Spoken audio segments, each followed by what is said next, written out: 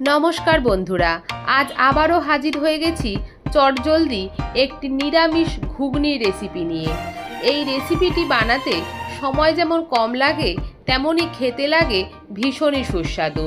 আপনারা অবশ্যই লুচি, রুটি কিংবা পরোটার সাথে এই রেসিপিটি একবার ট্রাই করে দেখবেন।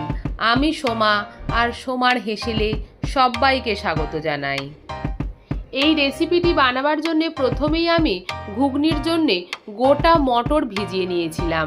এই গোটা মটরটাকে 6 থেকে 7 ঘন্টা ভিজালেই কিন্তু দেখুন এরকম বড় বড় হয়ে ফুলে উঠবে। মটরটা কিন্তু খুব ভালো মতোই ভিজে গেছে। মটরটাকে 1 থেকে 2 বার জল পাল্টে ধুয়ে নেবার পরে এখানে নিয়ে নিচ্ছি একটা প্রেসার কুকার, আর তাতেই দিয়ে দেব এই ভেজানো মটরটাকে। যেহেতু বলেছি খুব তাড়াতাড়ি এই ঘুগনি রেসিপিটি বানাবো, তাই এখানে আমি নিয়ে নেব একটা গোটা আলু। এই আলুটাকে ভালো করে খোসা ছাড়িয়ে পরিষ্কার জলে ধুয়ে নিয়েছি। আলুটাকে আমি 4 টুকরো করে ওই মটরের সাথে সেদ্ধ করতে দিয়ে দিচ্ছি। অ্যাড করে দিচ্ছি 1/2 টেবিল স্পুন হলুদ, 1/2 টেবিল স্পুন নুন, আর দিয়ে দিচ্ছি 1 টেবিল স্পুন মতো সর্ষের তেল। পরিমাণ মতো জল দিয়ে কুকারের ঢাকনাটাকে বন্ধ করে দিতে হবে। কুকারটাকে গ্যাসে বসিয়ে গ্যাসের ফ্লেমটাকে বাড়িয়ে কমিয়ে 5 থেকে 6টা সিটি দিলেই কিন্তু মটরটা ভালো মতো সেদ্ধ হয়ে যাবে। খেয়াল রাখবেন মটরটা যেন খুব বেশি সেদ্ধ না হয়ে যায়। কুকারটা ঠান্ডা হতে হতে এখন আমি কড়াইতে কিছু মশলা দিয়ে দিচ্ছি। কড়াইতে দিয়ে দিচ্ছি 2 to 3 টেবিল স্পুন মতো সর্ষের তেল। তেলটা ভালো করে গরম হলে পুরো কড়াইতেই আমি ছড়িয়ে নিচ্ছি। এতে দিয়ে দিচ্ছি 1/2 টেবিল স্পুন গোটা জিরে।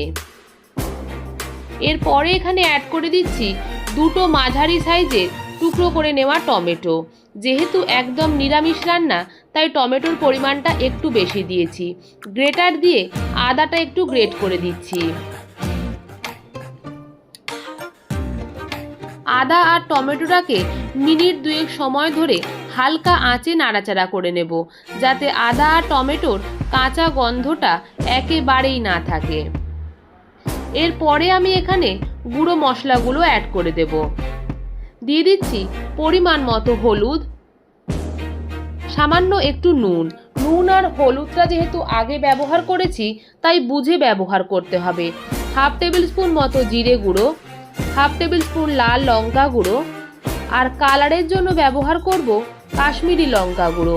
আর টেস্টটাকে ব্যালেন্স করার জন্য দিয়ে দিচ্ছি সামান্য একটু চিনি। চিনিটা চাইলে আপনারা কিন্তু অ্যাভয়েডও করতে পারেন।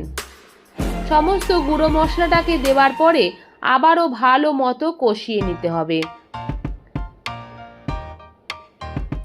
মশলাটা কষানোর সময় অবশ্যই আপনারা একটু জল ব্যবহার করবেন, তাহলে মশলাটা খুব ভালো মতো কষানো হয়ে যাবে। আমি আবারও আপনাদের 2 থেকে 3 মিনিট পরে দেখাচ্ছি। দেখুন বন্ধুরা, মশলাটা কিন্তু ভালো মতোই কষানো হয়ে গেছে আর মশলাটা থেকে তেলও ছাড়তে শুরু করে দিয়েছে।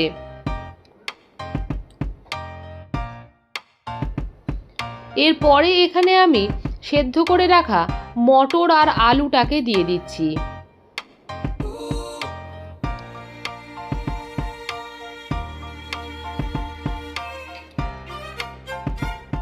মটর আর আলুটাকে দেওয়ার পরে আবারও খুব ভালো মতো নাড়াচাড়া করে নিতে হবে। দেখুন এখানে কিন্তু যেহেতু আলুটা গোটা গোটা আছে তাই খুন্তি দিয়ে আমি ভেঙে ভেঙে নিচ্ছি। আর এইভাবে আপনারাও আলুটা গোটা দিয়ে দেখবেন ঘুগনির টেস্টটা কিন্তু দারুণ সুস্বাদু হয়। আলুটাকে এইভাবে খুন্তি দিয়ে হালকা ভেঙে ভেঙে নিতে হবে। এই পর্যায়ে আমি গ্যাসের ফ্লেমটাকে হাইতে রেখেছি। যখন ঘুগনিটা ফুটতে শুরু করবে তখন এখানে বেশ কিছুটা পরিমাণে উষ্ণ জল আমি এখানে অ্যাড করে দিচ্ছি। জলটা চাইলে আপনারা নাও অ্যাড করতে পারেন। আবারও ভালো মতো নাড়াচাড়া করে নিচ্ছি। গ্যাসের ফ্লেমটাকে কমিয়ে কড়াইয়ের ঢাকাটা দিয়ে দিচ্ছি 3 থেকে 4 মিনিটের জন্য। 3 থেকে 4 মিনিট পরে কড়াইয়ের ঢাকাটা খুলে দেব। ঘুগনিটা কিন্তু একদমই রেডি হয়ে গেছে। দেখুন বন্ধুরা, মটরটা কিন্তু গলেও যায়নি, আবার একদম শক্তও নেই, বেশ সুসিদ্ধ হয়েছে। মটর গলে গেলে ঘুগনি কিন্তু খেতে একদমই ভালো লাগে না। উপর থেকে ছড়িয়ে দিচ্ছি 1 মুঠো কোচানো ধনেপাতা। ধনেপাতা দিলে রান্নার টেস্ট আর গন্ধ দুটোই কিন্তু বেড়ে যায়। ধনেপাতাটাকে দেওয়ার পরে একটু নাড়াচাড়া করে ফুটিয়ে নিলে একদম রেডি হয়ে যাবে চটজলদি এই নিরামিষ ঘুগনি। গ্যাসের ফ্লেমটাকে বন্ধ করে ঢাকা দিয়ে 2 মিনিট স্ট্যান্ডিং টাইমে রাখার পরই গরম গরম সার্ভ করে দেব এই নিরামিষ ঘুগনি। এই রেসিপিটি কিন্তু অবশ্যই আপনারা বাড়িতে ট্রাই করে কমেন্ট বক্সে জানাবেন এই রেসিপিটি আপনাদের কতটা ভালো লাগলো। উপর থেকে আমি কিছুটা কোচানো ধনেপাতা, কাঁচা লঙ্কা দিয়ে সার্ভ করব। এই রেসিপিটি যদি আপনাদের ভালো লেগে থাকে প্লিজ ভিডিওটিকে একটা লাইক করুন, শেয়ার করুন, আর আমার চ্যানেলের নতুন বন্ধু হয়ে থাকলে চ্যানেলটিকে প্লিজ সাবস্ক্রাইব করুন।